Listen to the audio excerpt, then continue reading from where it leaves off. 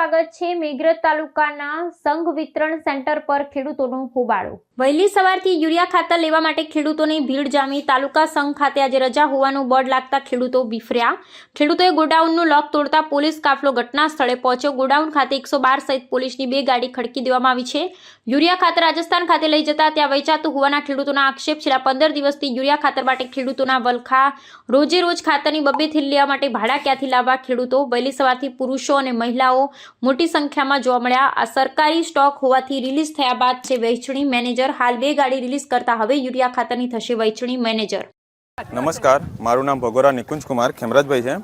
હું ઢુંઢેરા ગામનો વતની છું અને સવારમાં હું અહીંયા આવ્યો એટલે અહીંયા લેડીઝ અને જેન્ટ્સની બહુ લાંબી લાઈન હતી ગેટ સુધી, બરાબર। પછી અમે અહીં તપાસ કરી કે ગોડાઉનમાં ખાતર છે તો છતાં આ લોકો વિતરણ કરતા નથી અને પછી અમે બધા મળી અને એક ગોડાઉનનું તાળું તોડ્યું। એમાં જથ્થો ભરેલો છે અને એક ભાઈ આવ્યો હતો, એ ભાઈ બોર્ડ મારી ગયો કે રજા છે આજે, કે જથ્થો પૂરો થઈ ગયો છે।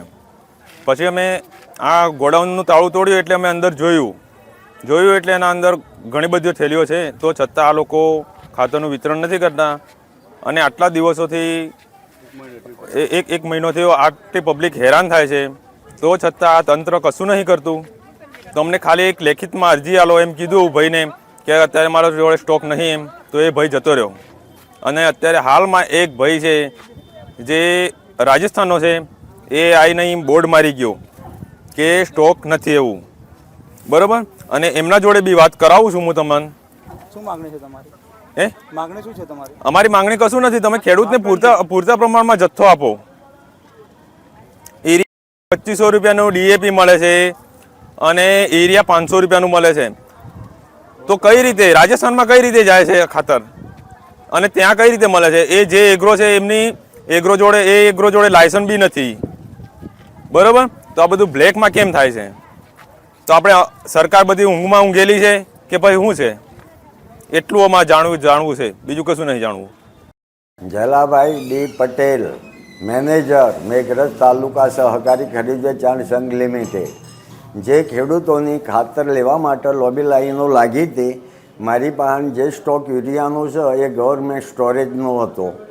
હવે ઓફિસ ખોલ્યા પછી સાહેબ છૂટું કર્યા પછી વિતરણ થાય, એટલે અમે લોકોને કહ્યું કે ભાઈ સાહેબને અમે ચર્ચા કર્યા પછી જે છૂટું થયા પછી વિતરણ ચાલુ કરીશું। એટલે લોકોએ ઉશ્કેરાટમાં આવીને સંઘનો તાળો બાળો તોડી નાખ્યો અને તોફાન કરવાનો પ્રયત્ન કર્યો।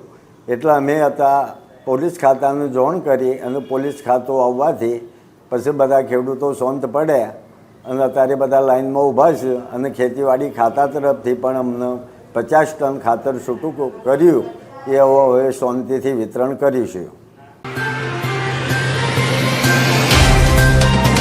तो व्हाट्सएप, ट्विटर, फेसबुक, इंस्टा जहाँ भी आपका अकाउंट है, इसे शेयर बटन के द्वारा वहाँ पर शेयर करें।